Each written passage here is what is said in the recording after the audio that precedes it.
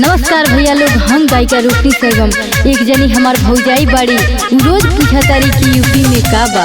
तो सुना भौजी, यूपी में का बा हम बतावतानी।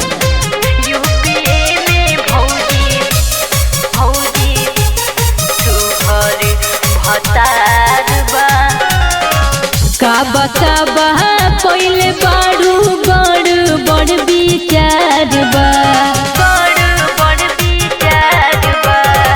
काबा काबा कइले बाड़ू बड़ बड़ विचार बा।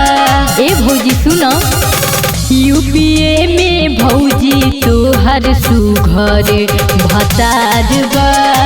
यूपीए में भौजी तोहर सुघर भतार बा। बनबू भौजाई जल्दी है इंतजार बा, बुझलू। यूपीए में भौजी तोहर सुघर भतार बा। यूपीए में भौजी तोहर सुघर भतार बा। यूपीए में भौजी तोहर सुघर भतार बा।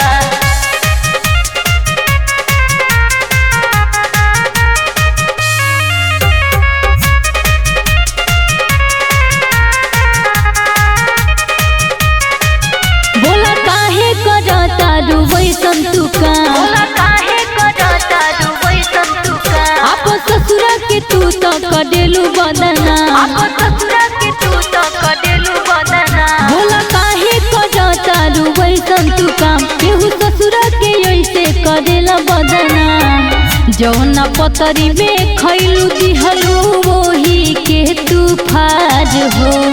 अरे ई का कैलू हो।